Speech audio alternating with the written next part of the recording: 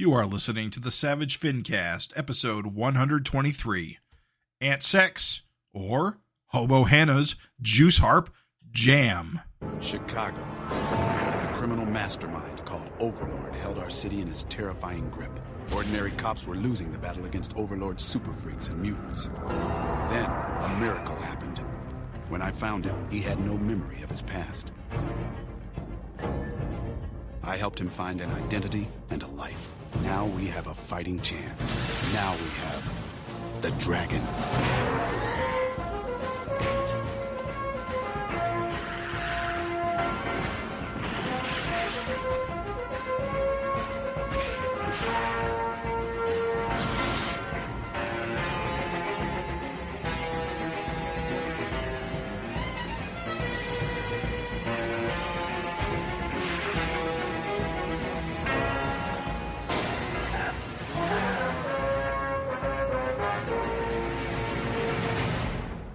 This is the Savage FINcast, the show that's like a freight train derailing in your own backyard. My name is Jim Purcell. I'm Craig Olson. I'm Raven Perez. And welcome to another episode of the Savage FINcast, the internet's only Erik Larsen / Savage Dragon dedicated podcast. This episode, we're going to be talking about Ant, which I don't think we've talked about in a few episodes, maybe recently. I don't know, it's been a bit.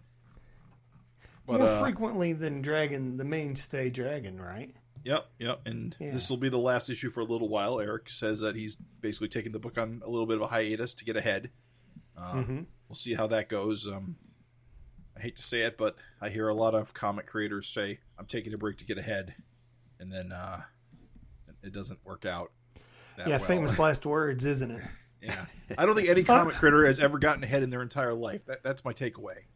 Let's just say if there was a TV show about a comic creator and he was delivering the line, I'm taking a break to get ahead, the way it would be done is he'd say, I'm taking a break. And then he'd turn to the camera and he'd zoom in on his face and he'd be lit from below and he'd say, to get ahead. And it just, because it's dun, dun, dun. We're certainly hoping it works out because we do want more Ant. Yeah, dude. New Ant. New Ant, yes. I mean, we're still in the Mario Gully era covering that stuff, so we'll still see some lookalike pages, but the page reuse should taper off now. We're ready. I think everybody's ready for it. Yeah.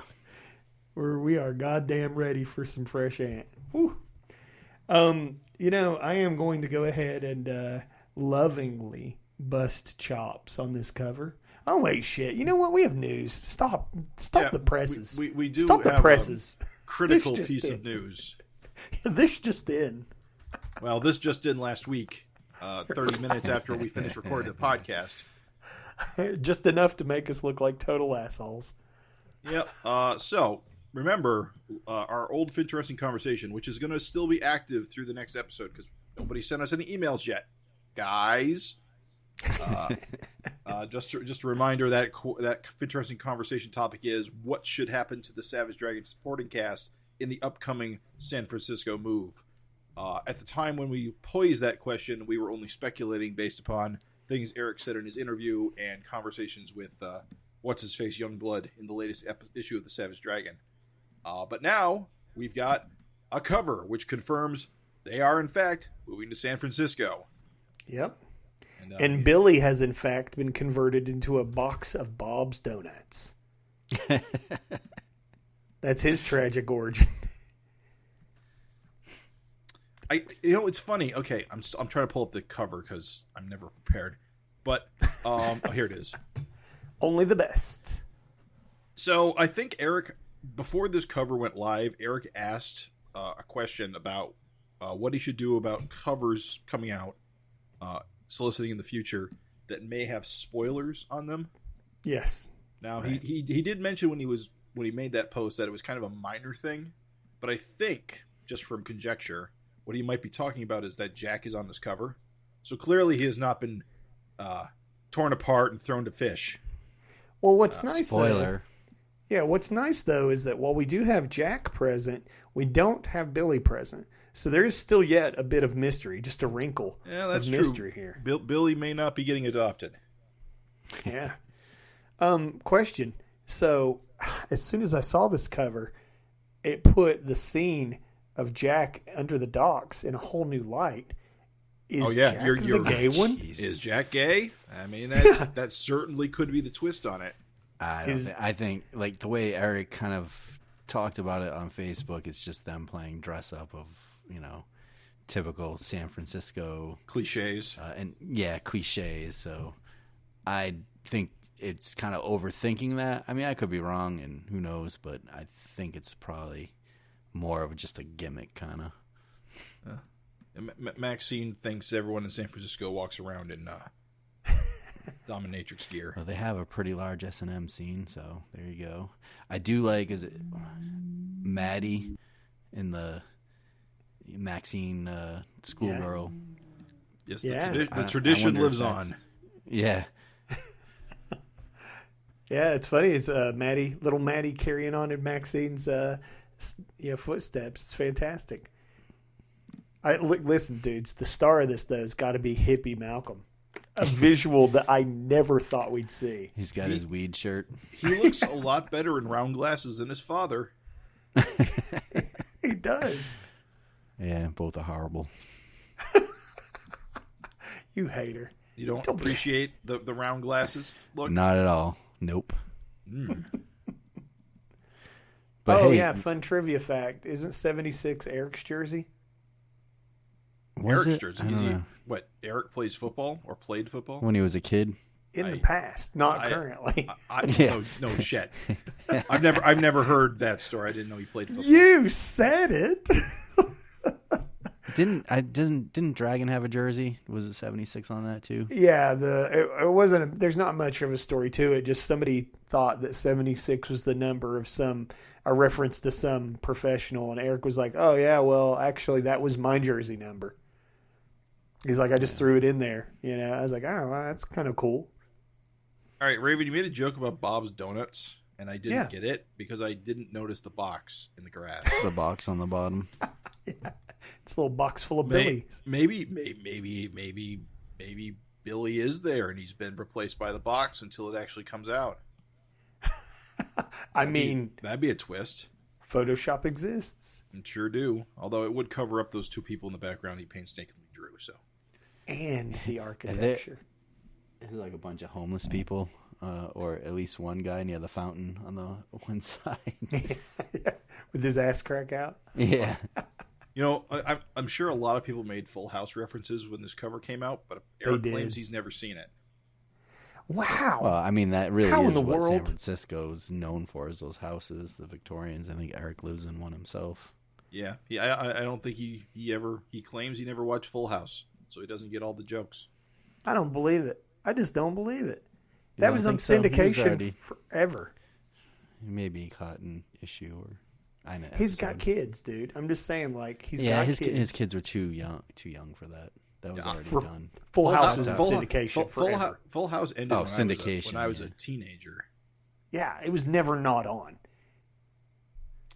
Yeah, I'm saying, well, yeah, when you were a teenager, his kids are 10 years younger than you, aren't they?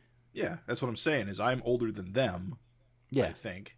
And the show was Craig's point. The show wasn't also ran when I was... Never mind. You're right. It was rerun forever. You're right. It's very hard to avoid Full House. See, that's where we want to be. Full House was on forever, so I'm just shocked that he's never seen it. It's crazy. I don't know. I'm not saying he has to be a fan, but to have never seen it, it's just shocking. Whatever happened to predictability? Milkman. Paperboy. Evening TV. Indeed. All right, so the other thing with 266 is our good friend Scott James has got his first Savage Dragon cover. He gets the variant, and we talked a little bit about it last episode, but it's still kind of cool, and I didn't think we nailed down which issue it was going to be, but it's going to be 266. So, and it's funny because I love that it, we commented, we were like, this beach cover really could have run on this last issue here, with them at the beach. But then with them going to San Francisco confirmed, it's like, well, of course. San Francisco has beaches. Yeah, there's other beaches. What the fuck were we on about? Do they have good beaches, really? I don't know. Probably better than the beaches of so. Lake Michigan, though. Or wherever Toronto is. Yeah, Toronto beaches. Yeah, some Great Lakes beach. Yeah. Yeah, there's a shark in the water, You stinking hoser. I know San Francisco's got the water and the coast and Alcatraz. I don't know about like a real beachfront, but I could be wrong. I don't know California. All those cities all flow together. And San Diego, LA, definitely.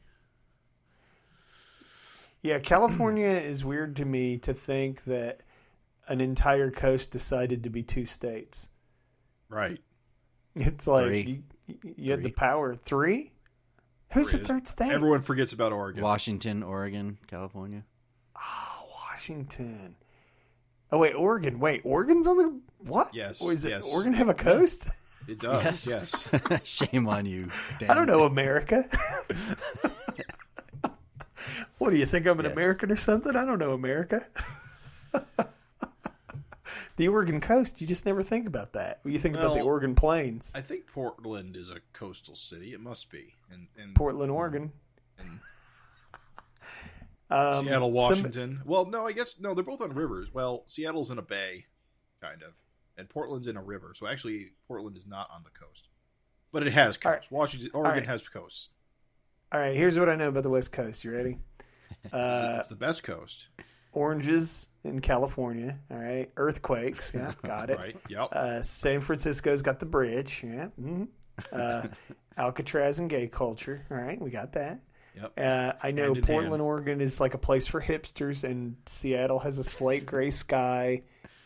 And grunge. And Disney. Oh, I didn't know grunge was from the West Coast. Grunge is from Seattle. Grunge is from Oh, Seattle I know grunge. that. Yeah, well, fuck. Well, yeah. God damn it. Kurt Cobain. This may be my last FINcast, guys.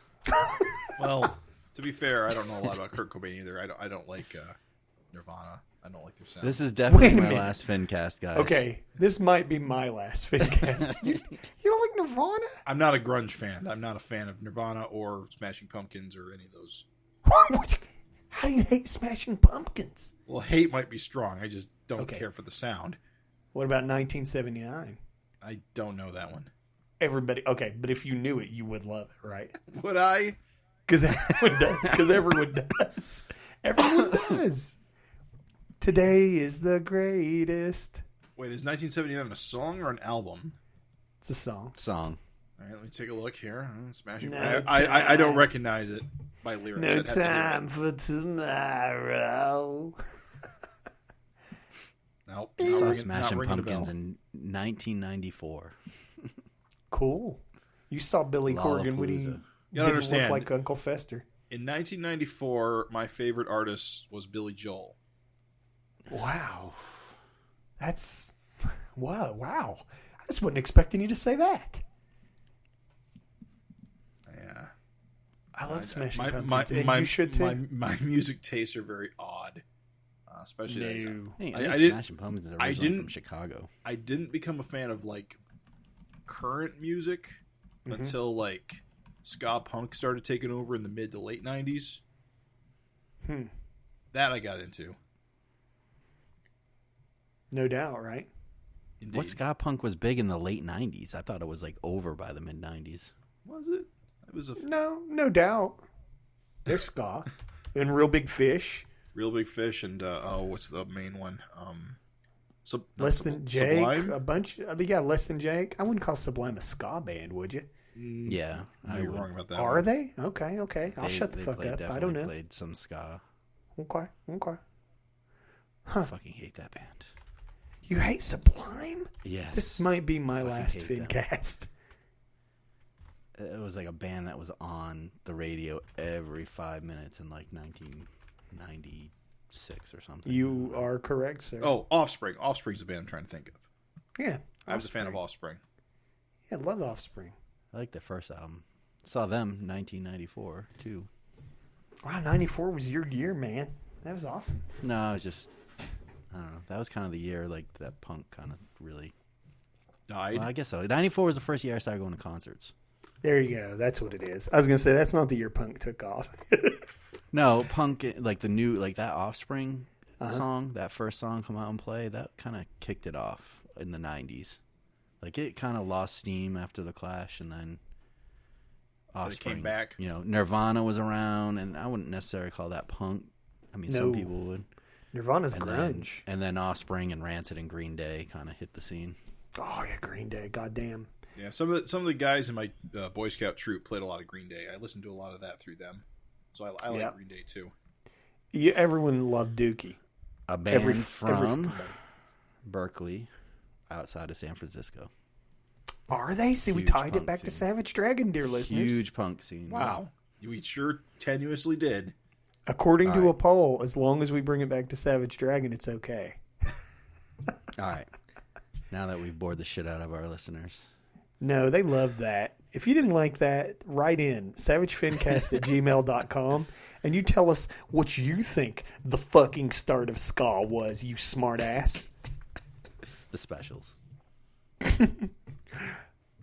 Story of my life. Na, na, na, na. That's Social Distortion. Nice, dude. You got it. I figured you would. Craig's our music guy, if you guys didn't know. Clearly. Even though, with all the comics I draw, I probably listen to more music than Craig. But I listen to a lot of, like, lame weeb shit. Oh, yeah? You want to compare music cocks right now live on the radio? We will. Don't make me pull out all of my power metal bands that neither of you have ever heard of. All right. I'll match all your power metal bands with bands you've never heard of. All right. Have either of you heard of Yesterday's Waistband? No. Yesterday's Waistland or Waistband? Waistbin. Waistbend? Yeah. No. Because I just made it up. Of course you did. What about Two-Stroke Television? No. Nah, I made that one up. I knew it. That was my made up high school band. I thought that was a very Television. Indeed. My high school band was Johnny Beergut and the Thunder Drunks. That's a good ass band name, dude. It's a lot of syllables. Although you better be awesome with friend's a name band like was George Burns in Hell. That one's better. That's a good one. And my brother's name, punk band, was James Bondage or Star Strangled Banner. Dude, that's a good one. Why didn't you guys ever do anything? You had good names. We played locally. We didn't have the skill. Did you have any merch? No. I was going to say, I would love to have, like, a T-shirt of one of those. Yeah. No. Do it. Make band shirts for your old high school bands. I don't know. I did like George Burns in Hell, and I just wanted a shirt of, like, George Burns with flames. Yes, dude. I mean... as soon as you said that... Technically, that's a South Park joke, and that's in the South Park movie. That was way before this. This is when was the South Park movie? 94? Was everything in 94? I was in high school. Yes, basically 94 is when it all happened. That's like the Back to the Future. Like, it's the point of... Oh, wow. Holy Convergence. shit. Okay, I'm wrong. Back to South Park movie was 1999. That's way later than I thought. Yeah, Yep. so this is when we were in high school. So this was 94, 95, like junior, senior in high school. I graduated high school in 95. So we were ahead of our time. Sweet. Sure were. Hell yeah, dudes. All right. Ant Sex. The Savage Music Cast. Ant Sex, the cover. Listen, so I have to lovingly beat up on the choice to put the end on the cover before you take a hiatus. Right. Like, I'm so sad. It probably seemed like a good idea at the time. I know people thought that this is the end. Like, I'm just saying, like, They probably still do. Yes. And when Ant 7 inevitably comes out, I know there's going to be comments like, yeah, I thought it ended. Yeah, I said the end right there on the cover. Look, I'm looking at it. I thought it got canceled back in the 90s. What got out? No, it's a joke about Savage Dragon. Yeah. I thought Ant was porn now. I was really hoping that this cover was going to be that she was prying one of those rock creatures' butts open.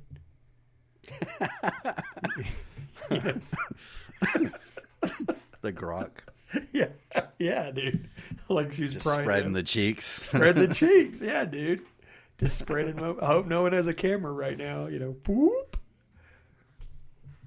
But I love it. It is still a cool cover. I do still love it, despite the fact I'm beating up on the end. But yeah, it's still a cool cover. I love it. It's the end of the arc, Raven. Obviously, it's only the end of the arc. Why would you think it was the end of the series? It's not issue 12. We know it ends at issue 12. We got 5 more issues minimum, Raven. You're correct. You are correct. And she is indefatigable. I'm sorry? Indefatigable. God bless you. Indefatigable. Indefatigable? Indefatigable ant. Oh, I see. And her allies. Indefatigable. Is it indefatigable? The flabbergasted ant? Well, how do you guys pronounce it? I don't even know what you're talking about. Above the title on the first page, The End, it says the indefatigable ant and her allies face. That's Indefatigable. Wait, there is a G in there. I've been reading it. Sorry, do it one more time while it's clean. Sorry. Indefatigable. Okay, so I misread that as undefeatable, which is what I thought it was said, but you're right, Yeah. there was a fucking G in there. Indefatigable. Undefeatable. So wait, you're supposed to say fat? Indefatigable. And it's, I don't care. I don't give a fuck. I don't give a fuck what Google says. That just sounds wrong. Indefatigable. What is this word? Of a Persisting person or they're tirelessly. persisting tirelessly. Yeah, they can't be fatigued. Indefatigable defender of human rights. Huh. You know. This So is so the Saurus cast. So you're right. It's someone who doesn't get fatigued. So it should be I said indefatigable because it's indefatigable. Yeah, you're because right. fatigue is the base, but Now, indefatigable. Now let's not forget this is the language that says catastrophe and catastrophic are pronounced two completely different ways. Oh, you're correct. Never mind. Yep, you're right. That is how English works. I forgot. Because I would never say it's not catastrophe. It's catastrophic. Indefatigable. Indefatigable. Indefatigable ant and her allies. It sounds funny though. Indefatigable. Indefatigable. The indeflatable. The undefeatable. Deflatable. The dirigible. The dirigible. The dirigible. This is a repeat, and I think the next page is too. So I completely forgot about this fire guy in the previous outing. I think he's a fire guy. I mean, he looks like the Human Torch, of course, and Johnny Storm. Yeah. I think he looks good. I don't think we've seen Erik draw the Human Torch enough, and I think he should draw it more. Did you guys notice on that first page was originally a double page spread, and I think Erik either lightboxed or just kind of adjusted it and condensed them all into one page. He did change a little bit, like just made Spawn's knee bend without showing the rest of the foot, but I looked at all 3 characters and they look exactly the same, so he just kind of scrunched them together. You're right. I'm looking at that now. You're right. Exactly right. Weird. A little light box action, huh? He added a little bit more to the cape, which was cut off previously, and he just moved things around and redid the background. The indefatigable Erik Larsen. She had a better way to see both at the same time. I got to figure that out. I got it hooked up. Yeah, you are correct. That is a double page spread condensed into a single page. That's pretty cool. All right. But you know what we're missing out on is that sweet giant Brackabadoom. Yep, that's gone. Rip. You were gone too soon. Also, we have a little retcon of words. Apparently, in Ant's recollection of things, she said, I think you might be right. Because she doesn't say that. Maybe. She doesn't we're say that seeing in the original. A split second after. Right, exactly. Yeah, it got drowned out by the Brack of Doom. Mm-hmm. I think you might be right. So, I mean, before we move forward, I found this issue is pretty much almost page for page Yeah. the same as Savage Dragon 217. Correct. There's a few pages different, but this is a little different than the previous issue of Ant 5, which had a lot of panel for panel. Like it wasn't so much page for page, but a lot of reused panels, kind of mixed with sprinkled with newer panels in, and then there were like I think three or four pages of like Gadget Man scenes at the end of the book where they get the car. But this issue was like pretty much through and through, like just the same pages almost. Same not even like changed dialogue. Yeah. And I will go ahead and criticize because, there's things to love, but while we're talking about it, might as well address it. I thought that there was going to be use made of the little bit of new that was put in there, and there's really not much. He doesn't do much with the pages that are dedicated to new material. There's very little done with it. Like there's no twist on, Isaiah Stone. Nope. Yeah. There's no more. We get no more information on Ant's overall mission to stop the biblical rapture. You don't see it doesn't cut to Gadget Man. I mean, he knew he was going on a hiatus, so it doesn't cut to Gadget Man. He's like, "Ant, you have to get back here right now. The twins are on fire," or something like that. Like just some crazy stinger to keep you on your seat. Nothing. The new pages was like, all right, Ant hot wiring or stealing the van, which didn't really add much to the story. Right. And, maybe some in the back. We get a little bit that page with her stealing the van is kind of gives us basically lets her talk about the other two being dumb shits. Right. Yeah. Which kind of gives us more of her point of view on this and her opinion on these two. True. Because again, the Savage Dragon issue was kind of from Malcolm's point of view, so we get more of his and Spawn's point of view in that story than we ever get of Ant's. She's kind of a mysterious enigma, but now we're getting her point of view on the story. Yeah, but I do. Go ahead. I was just going to say, I do have to agree with you, though, Craig, is that I don't think that did enough for characterization or anything like, it wasn't like, it was nothing. It did manage to cut out, so in the original Savage Dragon issue, there's such a long-winded scene between Malcolm and Spawn about police and good cops and bad cops. It was kind of a little just over your, just right on, hit over the head with it. And that was kind of nice to cut that out. It was just a little much for me. I don't know if you guys remember that. They just go back and forth and basically Spawn's like, "Go fuck yourself," or they're just screaming at each other before they get to that silhouette page, and then they kind of calm down. He's like, "Fuck you, Junior." Can I just say, Spawn is I don't know, just the stiffest character. There's when you think of I forget, was Al Williams a cop? What was his background? No, he was Al a military Simmons. guy, he was a soldier. Al Simmons. Yeah. Yeah, Al Simmons was like a secret ops soldier. So he did work for the government. Yep. The thing for me, what drew me to Savage Dragon is the same thing why I like Spider-Man. It's kind of a wise ass. It's a fun character to read about. Characters like Spawn and Shadowhawk, they're so dry and They're no humor self-serious at all. It's just it's I don't know. It just the character just drags it down, and it's only funny when when Malcolm or Dragon's picking on him or they're bullshitting. You know what I mean? They're just fighting, but alone, it's I have no interest. This guy's a fucking, I don't know, just I can sum in the mud. Yeah, I can sum Spawn's entire 300 plus career up in one word: Wanda. Yeah, it's just no personality, I guess. None. Yeah, unless I just haven't read enough. I don't know. Well, here's the thing, Craig. Is should you have to? I mean, I know that you've read at least, I would say, probably 10 issues. Yeah. 10 issues. Yeah. If 10 issues, he can't shine in 10 issues, then goddamn, you're doing something wrong, you know? It's, to me, it's like, the clown was the one that had like. Yeah, I get the sense of like the clown, Sam and Twitch. Those were like all the like funny characters. It's weird. It's weird to have your main guy be a straight man, and everyone else around him be interesting.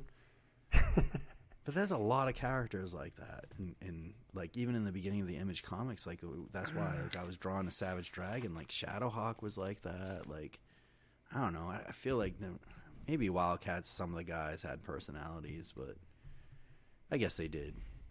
But I don't know. Like Cyberforce, none of those guys seem to really have Youngblood had some personalities. I mean, I got to admit that like Bad Rock's a goofball, and Bad Rock was good. Vogue and I don't know, because they had that celebrity lifestyle thing, so they kind of got to be like people. Yeah, right. Whereas everyone else was like cursed by the devil or turned into a half robot or whatever Shadowhawk's deal is. So they all had to be like super serial all the time. Yeah, too super serial. I do say, oops. Go ahead. No, you go.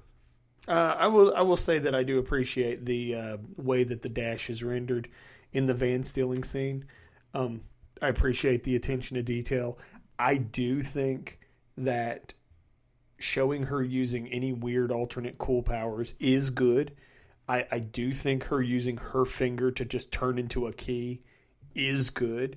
Yeah. Like it's better than the original. Fuck you, you're a cop. Fuck you, you're not a cop. It's way better than that, right? So it's like I do applaud the fact, and Erik is continuing to play with the whole Ant wasn't there for that kind of a thing that he's been doing, like for these whole 7 issues.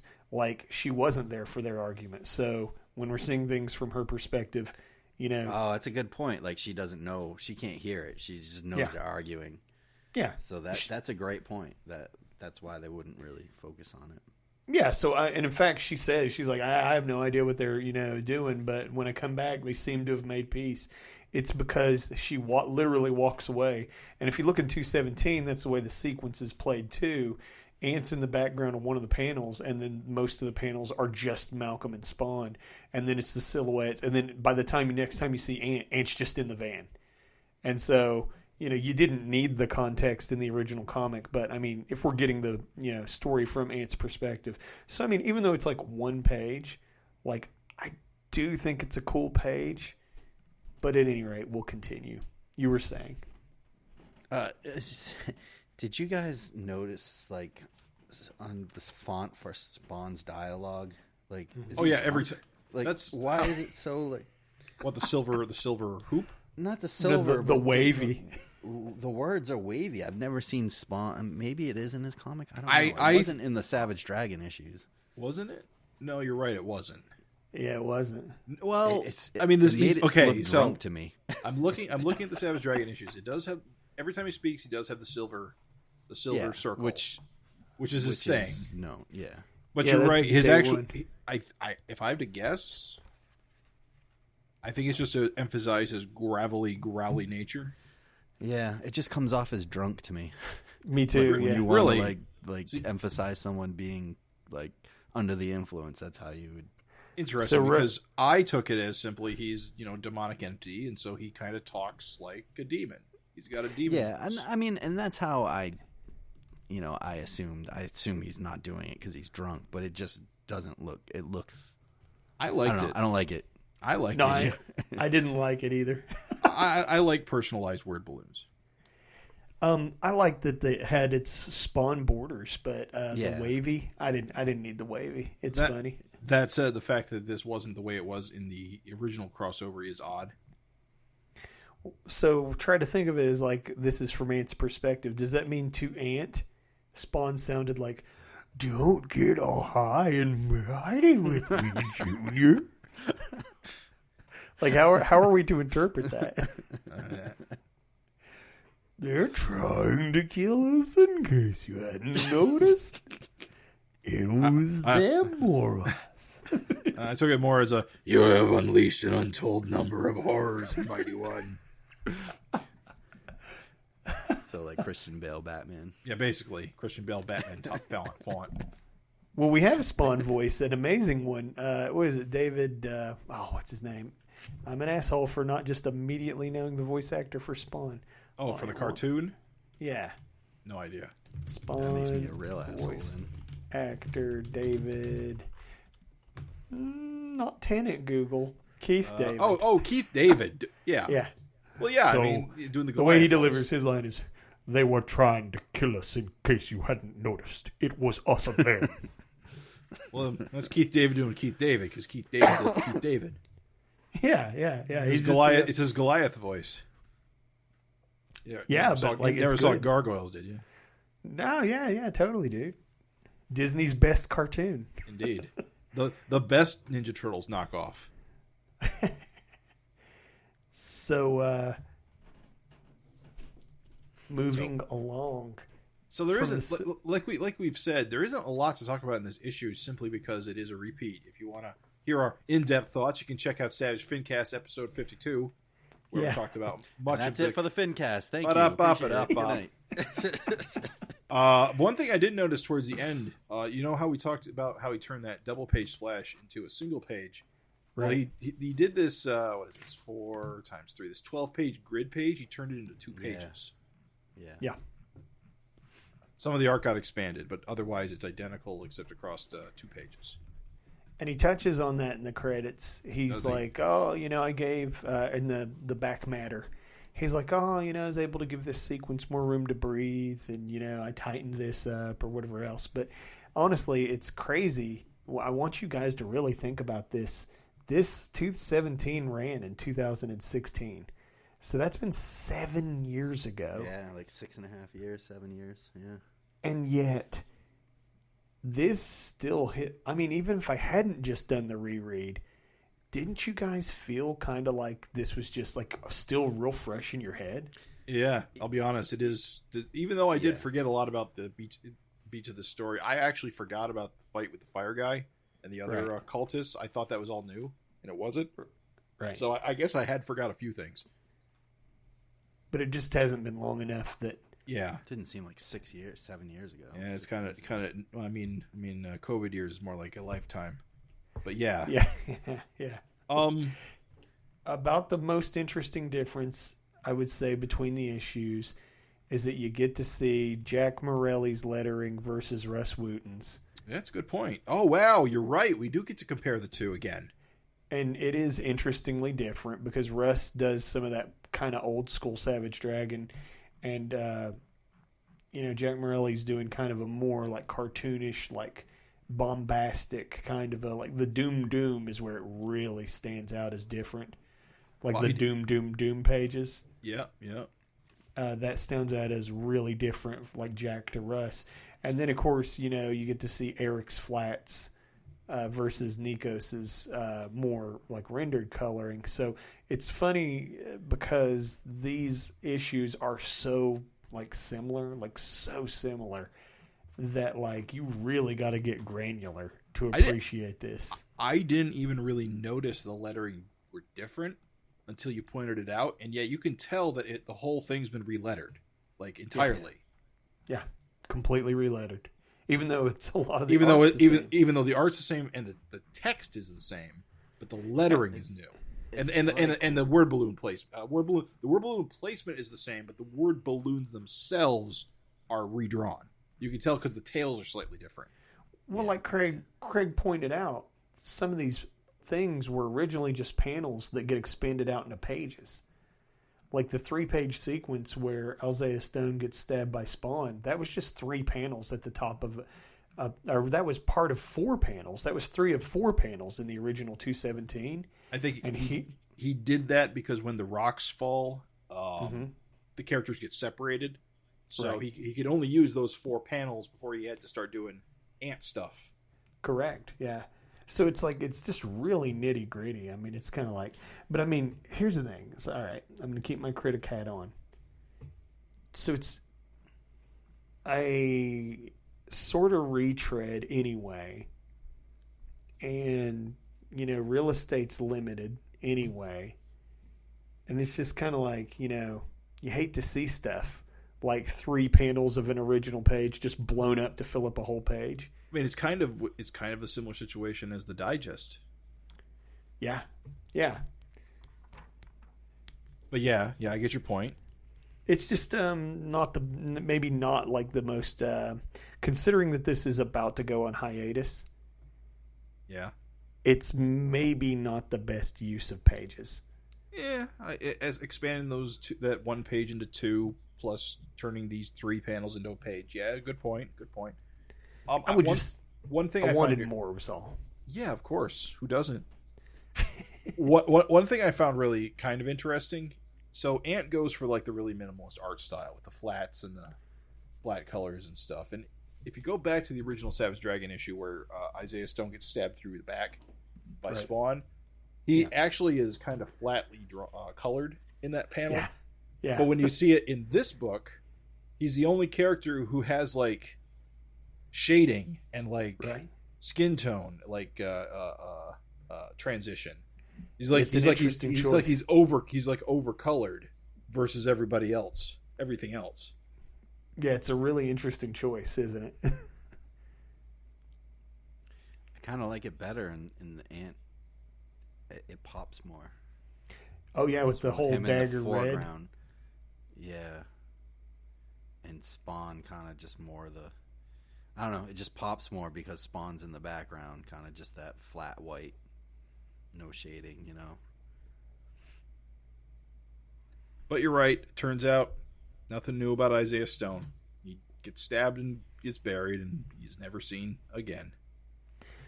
I feel like even the dialogue, that's how it ends. Not with a whimper, not with a whimper, but a bang. Wait a minute. No, it ended with a whimper.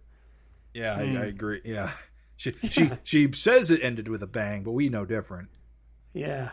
I gotta say, this is a new page of her standing triumphantly on this, and she is colored so goddamn good. There's just something about this page. It's one of the few new pages in this issue. Yep. Yeah. And it looks so goddamn good in this page. It's a new panel, but the panel with the rocks falling on Dragon is reused. Right. Yeah. So, it's one of the 4 from the top of that issue 217. Yeah. But yeah, the Ant panel herself is new drawing. Yeah. And the Brackathum looks good. Yeah, it does. And the rocks falling on Dragon, the way it's colored here with the yellows and, the reds are so much more impactful than the original. The original looked good too, but I don't know. There's something nice about the knockouts of the yellow. I agree. Yeah, the yellow against red. Absolutely. Although, yeah, the original one was good. I like both, but I definitely... I don't know. It's funny. They're both really good, but the yellow one just kind of jumps out at you. Did you guys kind of get the impression that this issue sort of worked hard to make Ant seem like she really didn't give a shit about the people she was working with? Oh no, she's definitely a Larsen character in that regard. Yeah, she worked so hard to recruit them, and then it was like just gonna leave them to their own devices. Yeah, well, they just treat them like a bunch of like bickering idiots. Yeah, they don't get along, so meh. It's hard to kind of take Malcolm serious when he's like, that's right. This is dialogue about being a cop and like, dude, you got no. He's in his Law and Order phase. To be fair, his father went through it too. He would expose the importance of due process occasionally. You're himself. under arrest. Yeah, you're not in whatever. Yeah, he gets so goddamn mad at Spawn for killing Isaiah Stone, but then like as soon as I saw that, I thought about him poking his finger through Scourge. Well, in the same episode, in the same issue, he punches the jaw of some guy. I mean, I can't imagine you can. That was self-defense. Life's precious. We got a scrunch. His problem is that Isaiah had surrendered, so Spawn murdered him. Isaiah Stone, listen. All right, this is what I wanted. Okay, I'm sorry. I'm just going to say it. Isaiah Stone said he could control molecules. We saw him making the cave walls into hands. Yes. This guy could give people powers. He was just too fucking awesome to have gone out like such a fucking chump. And I get it that he wanted to live, and so he surrendered, and then Spawn killed him anyway. But, like, man, I kind of wanted a reason for why he didn't, like, turn their molecules inside out or something.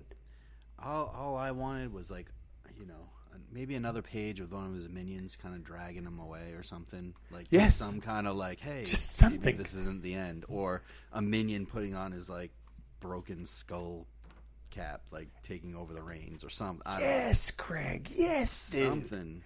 Something to like give us a little like, oh, maybe this isn't the end. I still think the hat was the bad guy all along. The skull, right?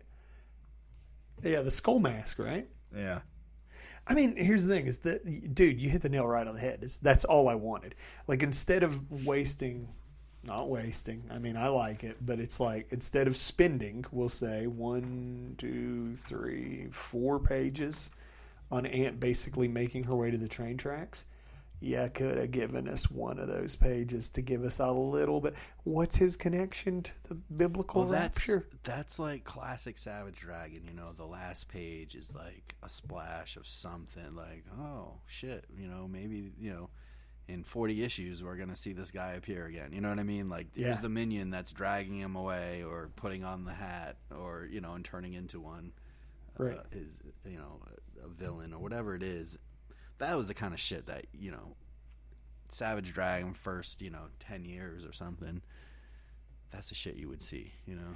Yeah, like if one of the people down in the camp was like, Isaiah Stone's dead. Long live Isaiah Stone. And like had a baby with the fucking skull mask or something. Yeah, and you know, you don't even really ever have to touch that again if you don't want to, but it just gives you the option. And it just kind of makes it a more interesting read of like, oh. Yeah, no, I agree. Like the funny thing is like, and there were things that were never expanded upon. Really, like Baby Boom was around for so long, and then in the end he just ended up being a living bomb. But it's like, even if it was just like thrown out there to like tease you, it would have just to me been more exciting than, and then Ant made it to the tracks. It's like, all right, well, I didn't need 4 pages to see that. I mean, if you really think about this mechanically, like what these 4 pages accomplished, these 4 new pages, right? Mm-hmm. Spawned in at you first. Ant just kind of seems indifferent about the people that helped her. Then Spawn just kind of seems indifferent about Ant. Just fucking steals the vehicle and just fucking takes off. Walks Dr. Octopus style with his chains. Which I did like that, by the way. I thought that was cool as shit and funny. But then, like, Ant is indifferent to the people in the camp. And then Ant just fucking gets on the train. And that's what those 4 pages accomplished. And I just feel like they could have accomplished a little. Like, show us her dad.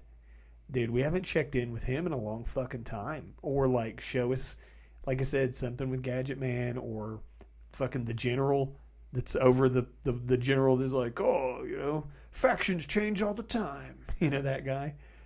Right. Whatever. Just, to me, it's like. I think you guys know how I feel about Ant, and this issue really didn't help much. I'm just echoing what what I've heard from other people too, but you know, I don't think this is a wholly original thought, but I'm just done with like I wasn't a huge fan of the Ant Dragon Spawn crossover when it came out. It was okay, but like it's not that, and you know, I don't know. The story wasn't that great. You know, it could have been better. This Isaiah Stone guy, or Isaiah Stone, is, you know, we see him and he dies. There's no, like, I'm not invested in the character. And then for it just to be a complete, like, recap, almost page for page, it's like, I felt like we already talked about this issue. Like, we've already seen it. We've already paid for this comic. Like, you know, we get the experiment and the colors and stuff, but it's just not enough for me to be, like, satisfied. And I'm just like, I need this book to, like, find its voice and kick into something separate from Savage Dragon and Mario Gully stuff. Like, never interested in Mario Gully's original comic, or his characters. It was not a good read for me. The Spawn crossover was not the high watermark of Savage Dragon. That I'm ready for new shit. Like, give me some new shit. I will expand upon what you're saying just by saying, as someone who had no familiarity with Mario's stuff, unfortunately, Mario's stuff was some of the only freshness that we really had. And if you remember last time, I was kind of down on the series, but then I was kind of coming up. It was kind of shaping up with each issue. But then, to me, this kind of dragged my enthusiasm down a peg. Like, I'm kind of dragged back down to the, this really does need to get fucking off the pot. Like, it just needs to get cooking. Like, we need new. Like, this needs to feel like an Erik Larsen book. Because, obviously we love what the fuck Erik does. His last issue of Savage Dragon was just a goddamn barn burner. I mean, he hasn't lost a fucking step at all. No. But whatever this experiment, this dedication to recapping those, it just needs to fucking move along. Yeah, we just need to get new stuff. I remember seeing that, the splash page with the Batman kind of knockoff villains, and being like, oh, it's cool, get to see some different characters. You didn't know where this book was gonna go, and it just has not lived up to my expectations. It's kind of been a slog for me. Like I said, this is just an issue of Savage Dragon right now. It's not that much different than what we already had. I'm like, I don't know. The good thing is, I think that we're past this now. Yes. And hope. Yes. Well, yes. Right. You say that, but there's going to be more Mario Gully series to reference. Is there? But I think we're still not out of the revisiting Mario Gully era. Period. Yeah, but I think that we're done with most of the reused panels. He might reference some Mario Gully. I could be wrong. I don't know. Maybe I'm completely wrong. Maybe I'm wrong. Let me ask you, you read the Mario stuff. The next issue teases the severed hand. Yeah, so that's probably a lot of... Is that touched upon in the Mario stuff? Oh, yeah, absolutely. There's a whole issue. The cover of the issue is the severed hand. I hate to tell you, dude, but I think you stuck it... We got 5 more issues. I think I stuck the severed hand in some place wrong. No, I'm just saying, I think... I think you're in for a rough ride. Yeah. I think these next 5 issues are going to be recap. I don't think there's going to be new until 13. Yeah, and that's a while, and it's not good, honestly, for me. I don't know, man. I don't like the Mario Gully stuff, and I know Erik just wants to wrap it up, but I think he just made a misstep by trying to make it go 12 issues.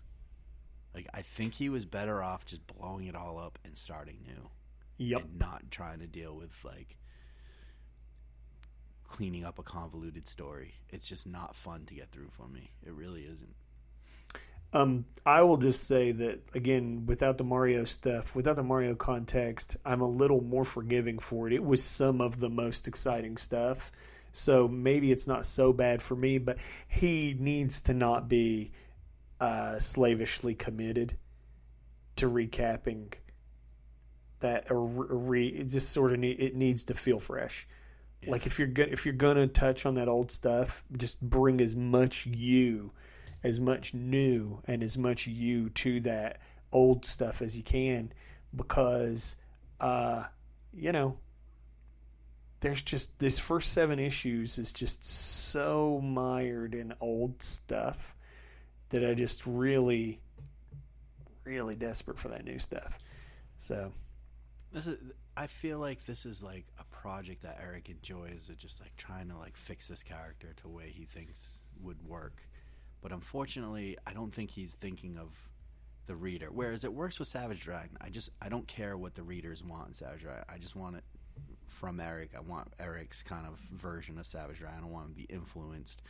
But when it comes to Ant, it's almost I don't know. Just give us some stuff that we want, I don't know. Don't try so hard to clean up Mario Gully's mess and and try to make it right somehow. It's just, I don't think anyone really wants that besides a small group of like people that were into the Mario Gully stuff that still are. Well, that is the perspective that I wish that we had.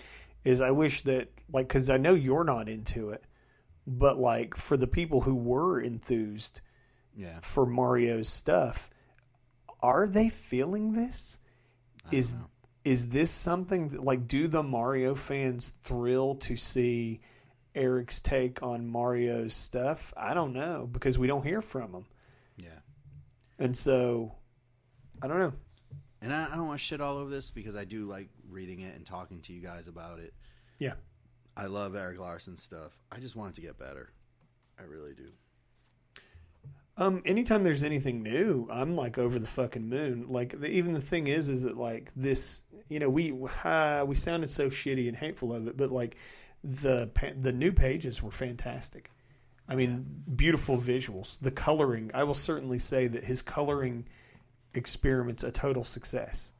I mean, this character should be right up Erik's alley. Like you could draw like a Spider-Man, like flexible, thin character that. I mean, he proved with this Spider-Man that he can draw these types of characters, and so it seems like it would be a perfect fit, this type of visual. Mm-hmm. So I just want to see that. I don't know. I just want to see new stuff. It's totally justified. Jim, where are you at? You've been pretty quiet. I understand what Erik's doing. He's made it pretty clear that the goal of all of this is to basically repackage the Mario Gully series into something that can be sold as a complete package, because you can't sell the series as it was due to various issues. So that seems to be his primary goal, is to make that version of the character available. And this is the way he's going about doing it, and that's why he's doing it this way. I think trying to redo it from scratch would have been a preferable way for us. But as you say, if Erik is enjoying it, I think ultimately, as long as he's enjoying what he's doing, I guess we have to just enjoy it as it comes, or you're not required to like everything Erik Larsen does. Exactly. Right. Yeah, no, it's fine. And what's... we don't do that here. And that's why I got to keep it real. Like, if I'm not going to fake it, because then no one would want to hear our opinions. They wouldn't trust it. But that's the thing. Like, and that's the thing with Savage Dragon. Even if you don't like trusting that it's Erik's vision is what kind of makes Savage Dragon great too, But I just, if I wasn't doing a podcast on this, I don't know how much longer I could hold out on this. Oh, this I comic. know. I probably would have dropped it by now. For certain. I don't think I would have dropped it, but the thing is that I'm not gonna pretend that this thrills me the way new issues of Savage Dragon do. Not even close for me. Not even close. And the thing, and it has nothing to do with the art, and it has nothing to do with the coloring. That's the strong point. It's the retread. I just don't feel anything about that. Me. And the thing is I know that he wants to take a different approach. He even says it in this letters thing. He's going for a more timeless storytelling and things like that. He's not tied to real time. So I know that in a lot of ways, for him, this is a different book than Savage Dragon.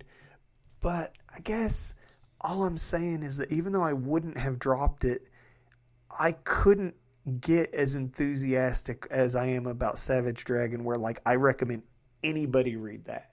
And I recommend anybody check out Savage Dragon. It's like a comics tour de force, like issue after issue. It's good. It's like super amazing or whatever else.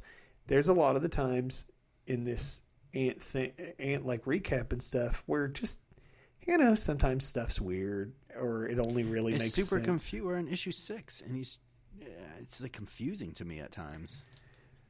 Well, I just don't think, like, with 6 issues, I don't think enough was really maybe done. Like, 6 issues of Savage Dragon, shit happens. And in 6 issues of Ant, maybe I would feel different if there wasn't so much retread, but it still doesn't feel like much has happened. It doesn't feel like she's, like, learned any great truth or had any great personal growth. Yeah, I'm just confused, honestly. See, I'm not confused.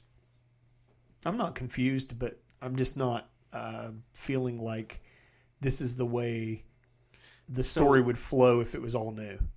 So she's like totally aware who she is. It seemed like she went from like wandering around. I think she's still got memory in the issues of the past, and then all of a sudden just becomes like a superhero, recruits 2 other superheroes, and goes on this quest.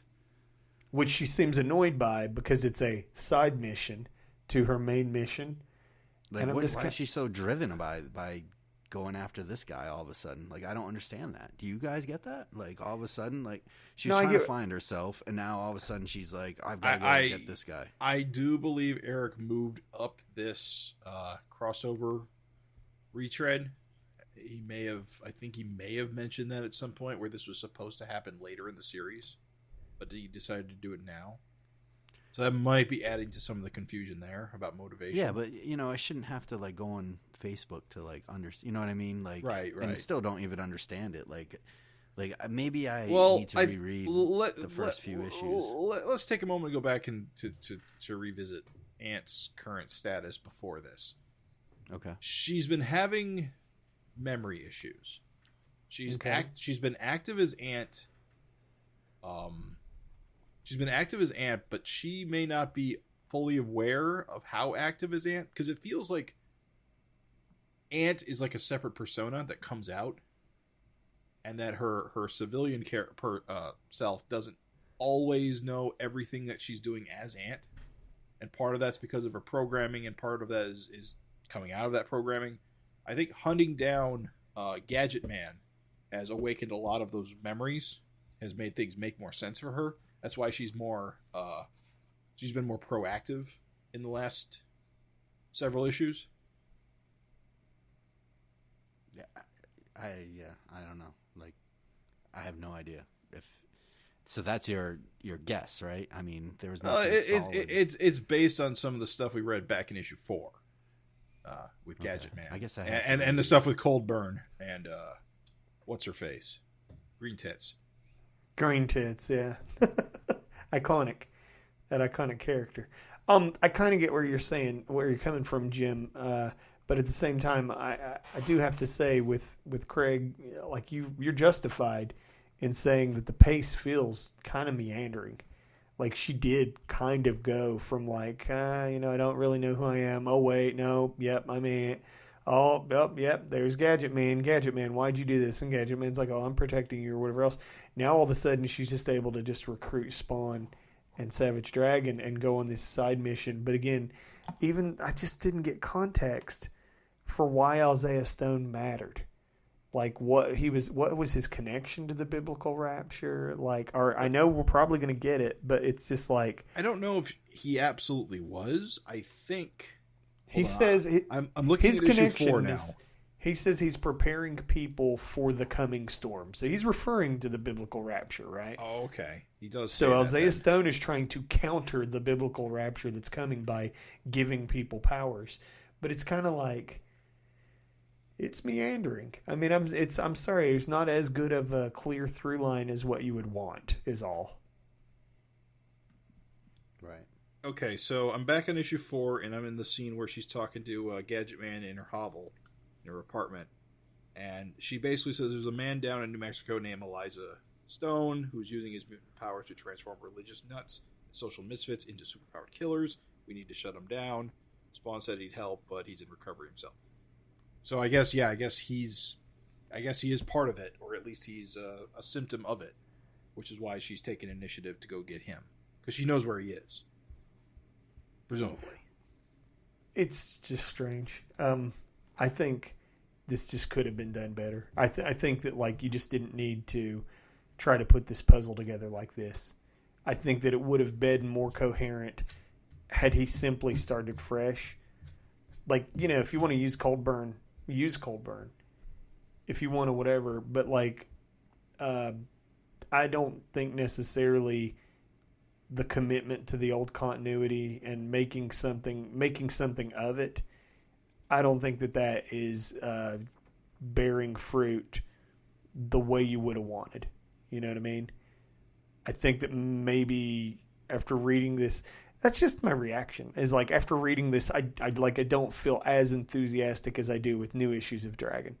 And the thing is I know that new issues of Dragon are going to have some kind of crazy thrill or new villain or whatever else, whereas this feels like it's building to issue 12, which we've already read. Here's what I think, and this is based on some stuff I've been scanning through these back issues of Ant as we talk. I think we're supposed to feel a little disjointed about things because I think Hannah herself is disjointed about things. And I think that's been the case the whole time. And yes, it's a little odd that she gets these heroes and she goes down to get this guy. And yes, there's a connection, but it isn't a very strong one. But I think that's because she needs like a goal, any goal, and this is a goal. And she may not entirely understand why she's so driven to do this. She just knows that she is. And again, it all kind of goes back to the fact that she was programmed for a time, then she was deprogrammed, and then she has, she's been having a hard time telling whether or not if Ant is real or not, because remember, Gadget Man did that whole thing where he turned Ant into like a fictional character. To try and protect her. Protect her, so there was a subterfuge there that confused reality with fiction, and I think we are supposed to be as confused as she is. At least I hope so. I think I'm there.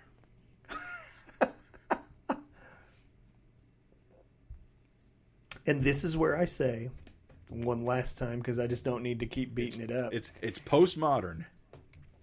This is where I say again is that I think if you're trying to fix Ant's convoluted origin, you don't embrace any of the convoluted aspects. You clean it up. You make it more clear-cut. You make it easier to understand.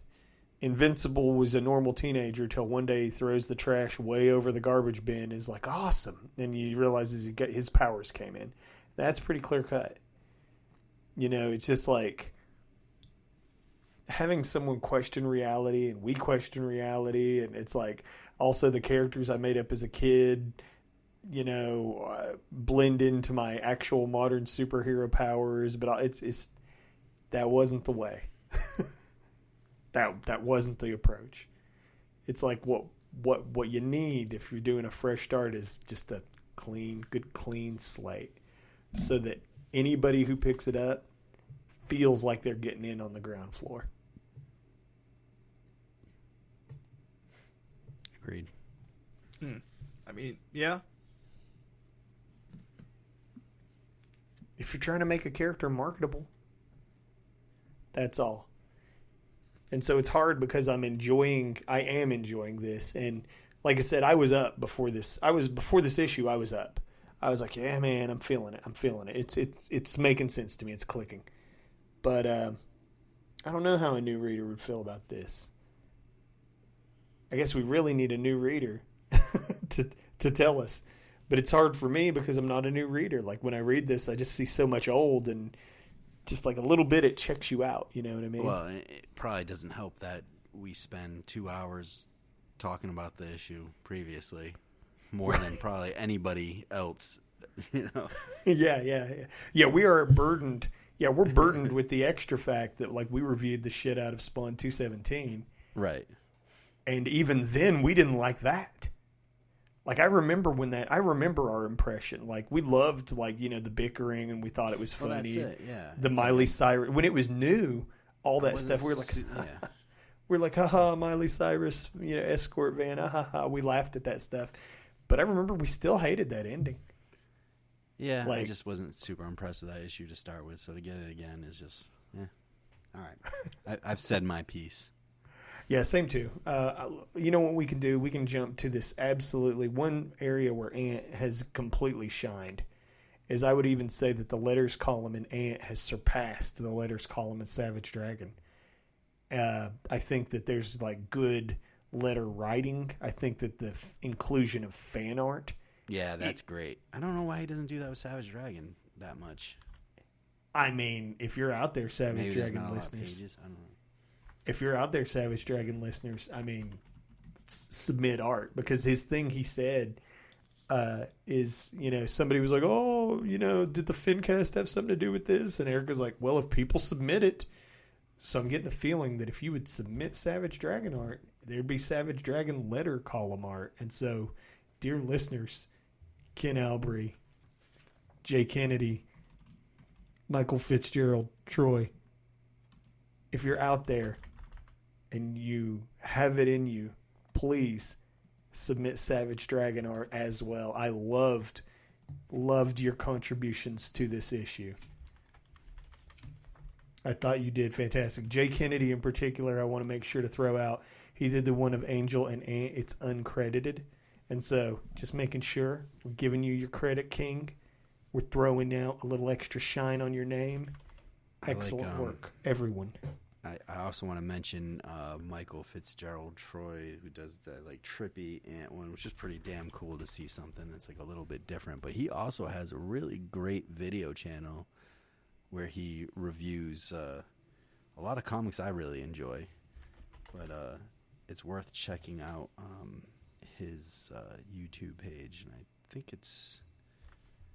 Oh, he's got Gary Carlson from Big Bang Comics on his next episode, which... That's out. He always... Is it out? Yep. What's the name of his YouTube page? I'll find it right MFT TV, I think. It's on Gary's page. Gary just shared the interview. It's MFTV. Yeah, MFT TV presents. And if you look up MFT TV presents Comic Chat, that's the full name, you will find Michael's thing. And he did an interview with Gary. It's out now. Of course, but yeah, he reviewed our Super Freaks comic. He does a lot of Larsen comics and stuff that we're into. So his channel's worth checking out. And his type of stuff. His ant pin up here is blacklight friendly, and that was by intention. Oh, that's cool. Yeah, he did that because I was like, oh man, it's reminds me of blacklight art, and he's like, that's on purpose, and I was like, oh dude. And Ken Albury's pinup has got the severed hand, which we're gonna be visiting, revisiting. Very funny, dude. Very funny pinup. Excellent work. Excellent work, all those contributors. But I just want to say, there's somebody who outshone every one of them. He has way too many questions. I would say that he might have actually asked the perfect. Some would say the perfect amount of questions. Okay, and 7. It's a holy number. It's a lucky number. That was by design. So yeah, there's a certain well-endowed FINcast host who wrote in a letter that was so good that we have to write in his Savage Dragon letter, but it's close enough. I swear by the chemical explosion of East Palestine, Ohio, I swear that I did write that that Craig praising letter, and Erik just didn't publish it. I swear to you, dear listeners.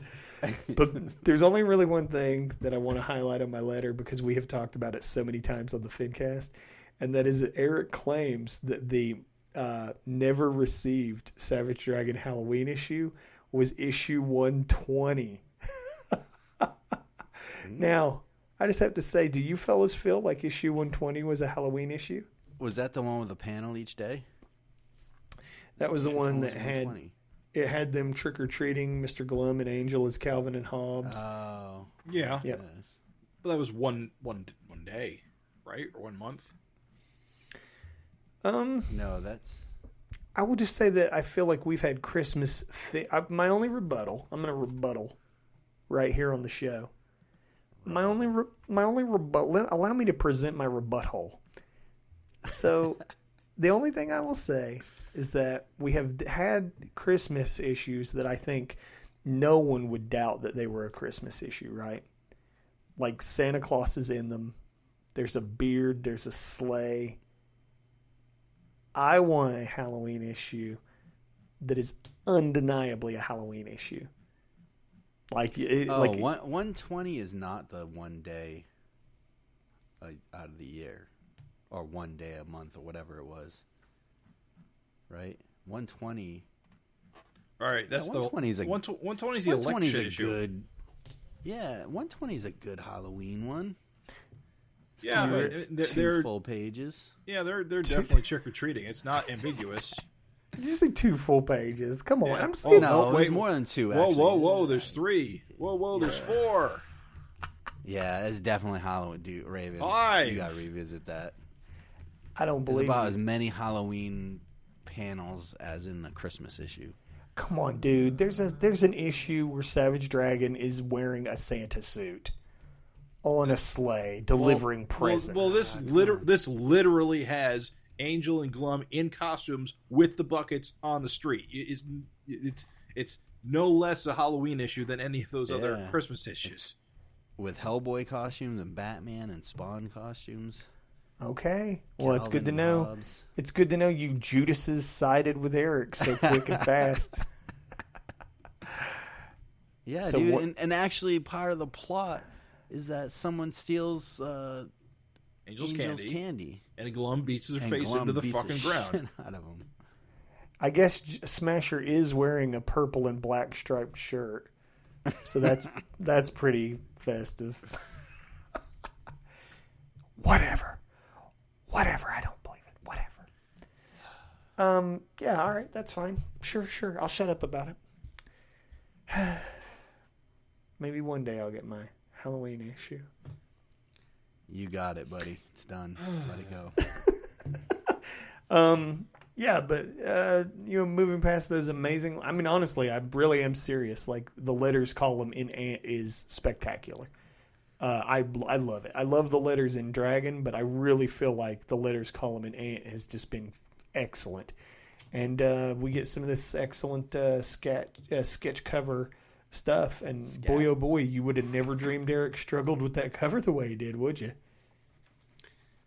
Yeah, there's a lot of renditions of it, huh? Yeah, he says, I mean, that's the one he talked about. He says, he even talks about the struggle. He's like, it should be easy. He's like, it's just a standard cover. He's like, but man, I really struggled with this one. It's like, holy cow. So I love that kind of stuff. Like, I love that kind of DVD extra behind the scenes. Just saying. This is great. And after all that, I think the cover of Savage Dragon 217 was a better cover. Yeah. Yeah, it actually was. But it's cool, man. Yeah. The back matter was some of the best part of this issue is what's so crazy. Yeah, I love the comparison. Like, so you don't actually have to go dig through your comics if you don't want to. Like, he's going to show you some of the pages how they're different. That's cool. I do like the letters pages and just for the fact that you can see there's people that enjoy this. So that makes me happy that, there is an audience that enjoys this and like it enough to write in. I mean, 'cause, it takes effort to write a letter. Let's be honest. And so knowing that people are doing it, I mean, it's a decent sized letters page. So that's cool. I do like reading letters. Yeah, no, I'm very pleased with it, and it's especially important in Ant because he's said multiple times Ant won't have time capsule moments. Like for instance, he says in this letters column, and again, this is why the letters column's awesome.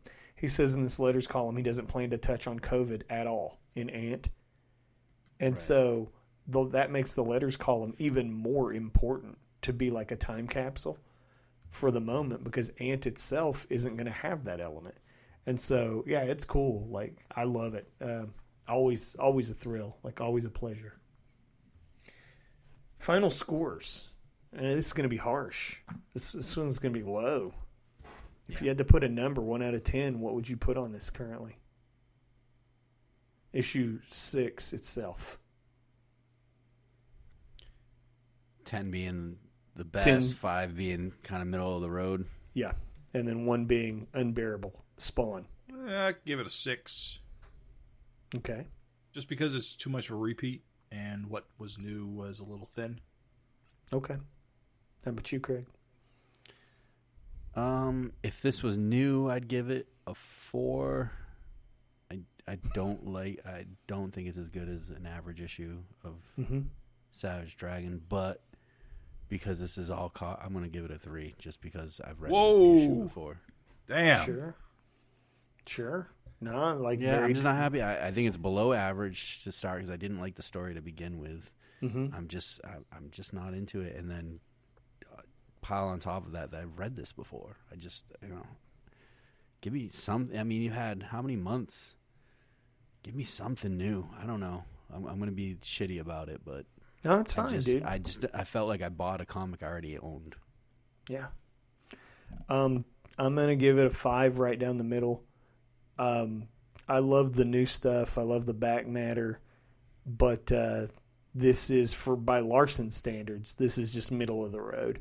The only reason I'm giving it such a high score is because I do think that the art experiment is interesting. The coloring, the art, I continue to really enjoy that. The differences between the lettering in particular I thought was interesting and stuff like that. But that's the strength of novelty, and I don't think that that's really anything that elevates it above just average. And so, yeah, 5. I'm feeling like a 5. So I think we said it all. There we go. On the next issue of Ant, the Hand, coming eventually. It's not just the hand; it's the severed hand, right? The severed hand coming eventually. Well, it'll be interesting to see when Ant comes back. Hopefully not too long, but let's see if we can get some more Savage Dragon in the meantime. It's cool to listen. I don't want to end on a downer. I do want to end on an uplifting note. And I will say that overall I am still excited to get 2 titles from Erik.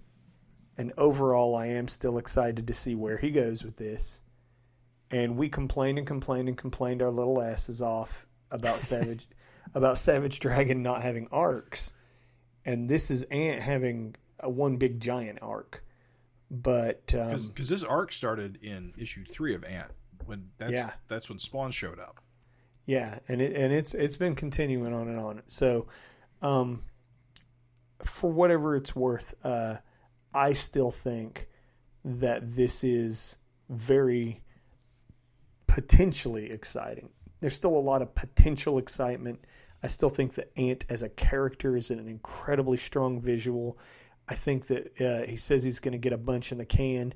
I think that that's smart. I think that if you could just keep it coming out, if those 5 issues come out 5 months in a row, and then boom, we're dealing with a new issue. It's like, well, of new, like no retread, no nothing. It's like, well, fuck yeah, that's really going to hit with some strong oomph. And so I'm overall still positive on Ant the character, even if I'm not overall positive on the current direction. So, and I still look forward to it. Like, I'm still hyped about the experiment. And so, yeah, we'll see.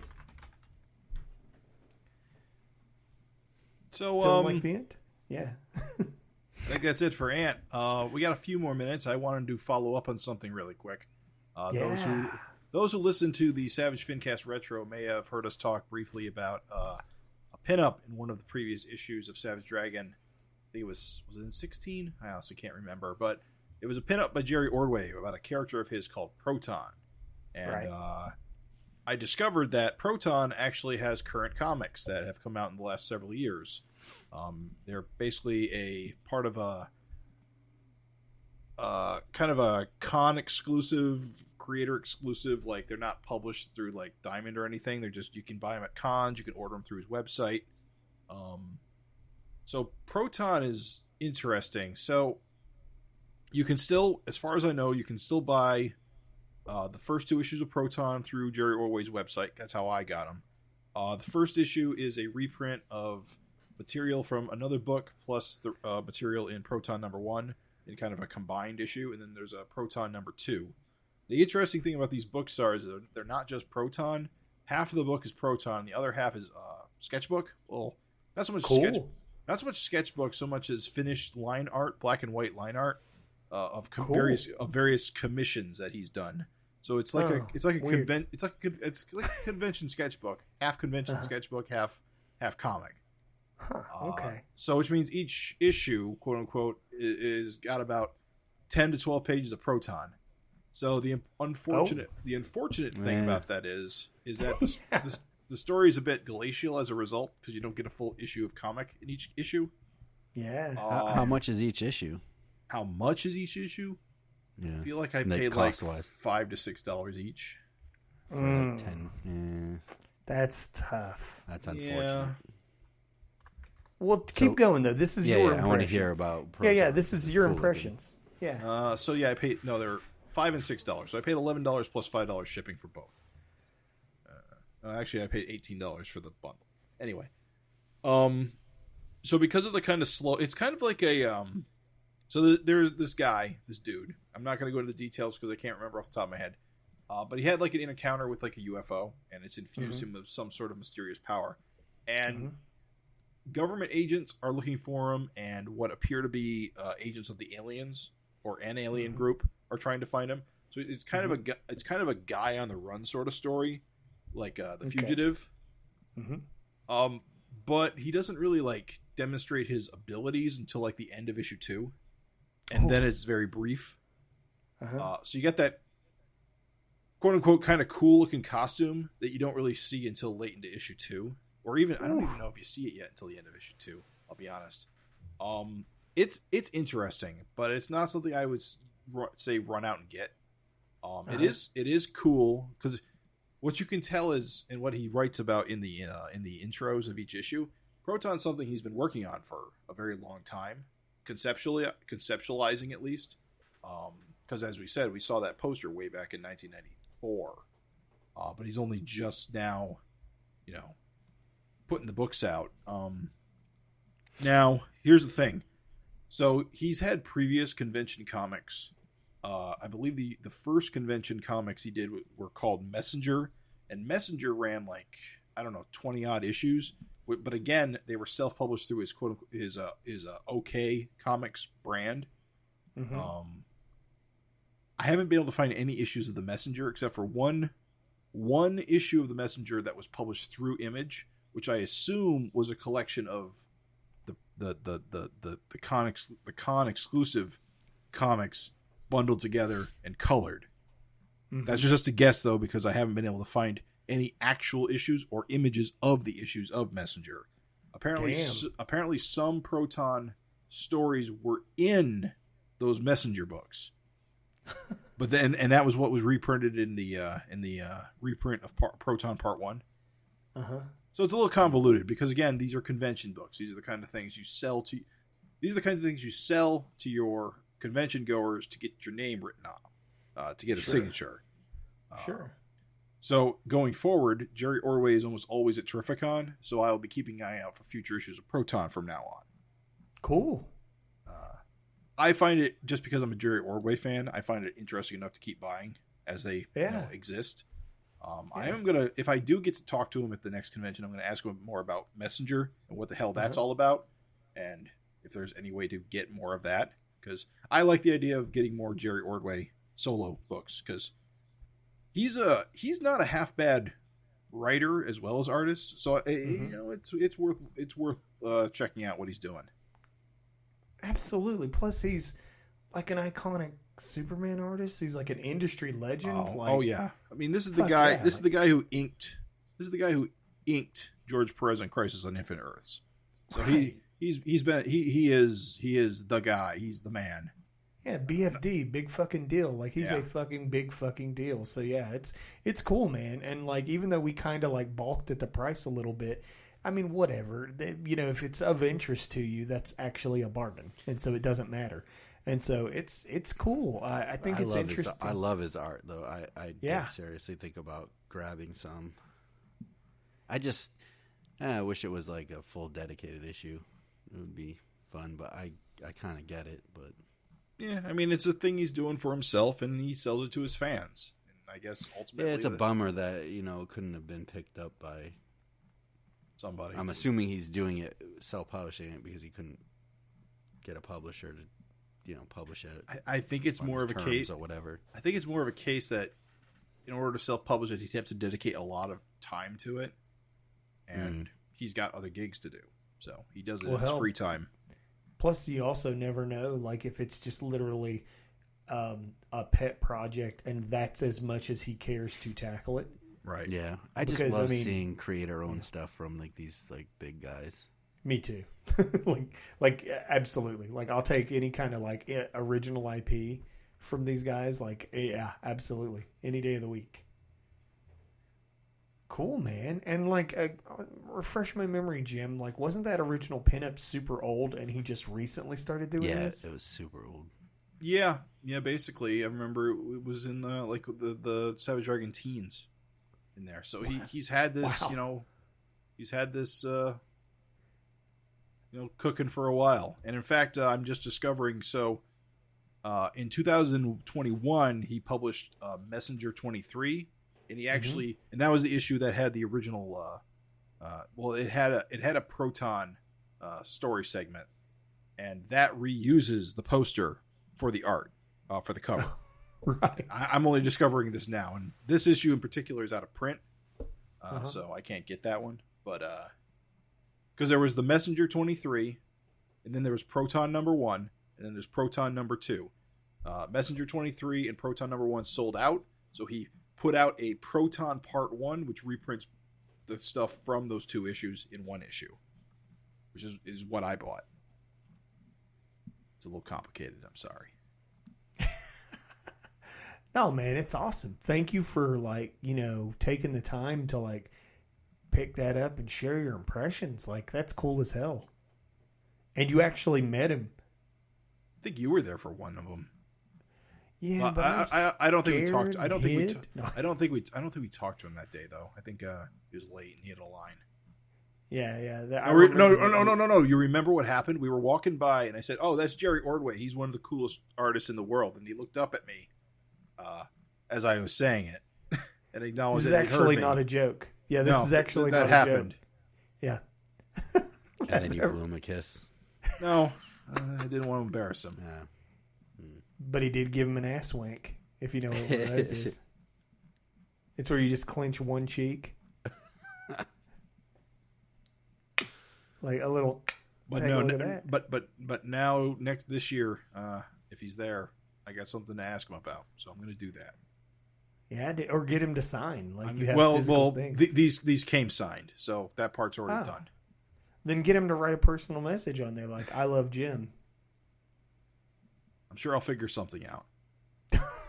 Not "I love Jim." No, it's okay. It's too far, too personal. All right. We'll give him the old double ass wink. Double ass wink. Right. It's not twerking because you got to do it one cheek at a time. Left then right or right then left, but not left and right at each time. That's just a twerk. The old double ass wink. The old double ass wink. Did you think at the end of this Ant issue, I want you to flip real quick the page before the letters column, right? Right. So go to panel 1, 2, 3, 4. Okay. I think I know what you're about to ask, because I was going to ask if you noticed this. Let me verify let me verify that you're talking about the same panel that I'm thinking of. Yeah. So second to last page on the one where she gets on the train, right? Yeah. Well, before the letters page, column. Right? Yeah, right. Last page. So where it says the severed hand, so the fourth panel. My timing and her gigantic ass. You noticed that, did you? Yeah. Do you think her ass is foreshortened? It's closer to us. I like it though. I'm just saying, of course maybe you do. we need more of that. See, when I see a big perfect ass, I don't have to announce it to the world. I just accept it and memorize it, and I internalize it, and I go on with my life. But I know you've got to point them out. I mean, I liked how you liked the second panel on the last page enough that you redrew it as your own pinup. Yeah, dude. I mean, that's a cool look. Even look at the little look at the original. Isn't that a cool? That's right. Panel? You did draw her walking through the desert, didn't you? It's that mesa and the way he colored it, where it's lighter and it's popping out. Don't you think that's just a cool panel? Yeah. You gonna send that to Erik? You get that in the letter pages? It'd be good letter page art, wouldn't it? Yeah, it would. Not good enough for a pinup, but good enough to be a letter page. I think you should do it. I'll do it. Yeah, you guys have given me. Hey, dear listener, you heard right here live the inspiration to do it. No, I love that panel, dude. The mesa, like I love the colors. I just want to say I love the colors of this whole sequence. You know, the orange sky in one, the pink mesa, the green sky in the very next panel. You know, that perfect double, like single wink ass. You know, then she's getting on the train. The hobo's like, whoa. What in the world's a girl like you doing out here? My lucky day. Yeah, exactly. Won't you let old Willie play the harmonica for you? Would you like some baked beans? That's the harmonica. Some baked beans. Here's a pot of a coat I cooked. Hey there, Hannah. Have you ever wanted to learn the hobo language? This is the last of my jerky. Please help yourself. You ever wanted to learn the hobo alphabet? So you take the ID out and then you hand them your wallet and then they can't kill you.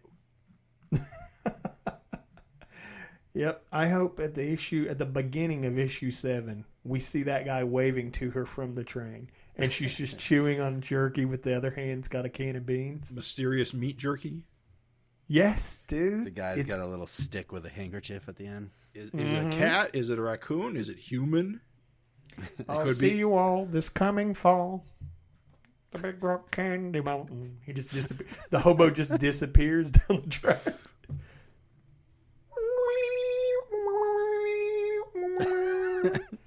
Tell me a story again, Hannah. Warm my insides with a laugh.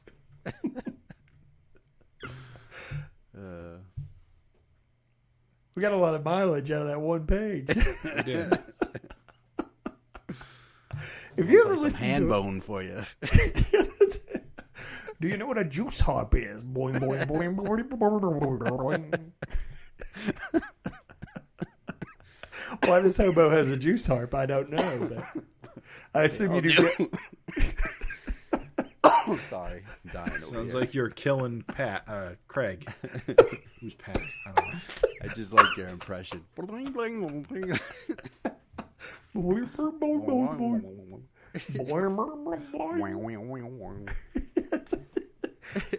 Juice harp's hard to do an impression of, man. I don't know. I can't do Who it. fuck invented that shit? I don't know. Can you imagine the desperate situation that led to that? I Come need on. music. Have you ever strung a rubber band between your fingers and just looked at it? I mean, it's the same general principle. You're bored as shit. Saying I that's need some free hands so I can hit this triangle and fucking, I don't know. If you ever listen to a FINcast all the way to the end, you are truly rewarded. That's all I want to say. Right now, all the people who listen to us in their car, they got to pull off the side of the road to get a piss break. Because, dude, that was some funny stuff. I had 2 drops myself. I'm going to go out and buy myself one of those little... Are they called Juiceharp or Juiceharp? It's both, isn't it? I only know it as jaw harp. I thought a juice harp was a jaw harp. Does the jaw harp need the wax paper? Ooh, What am I thinking of? I think you're talking about a kazoo. Oh, you're right. The kazoo needs the wax paper. Kazoo has a piece of wax paper in it. Because you can blow it out. You can ruin it. That's kazoo logistics. The parts of a the part of a Juice harp is the frame, the reed, the legs, and the tang. Tang. Oh, no. Hannah, do you know how to get that sling tang? Sit back and let old Willie sling tang for you, Hannah.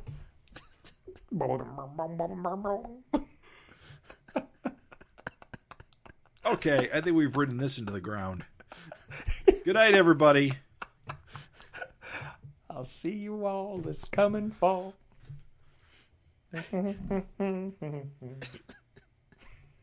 See ya.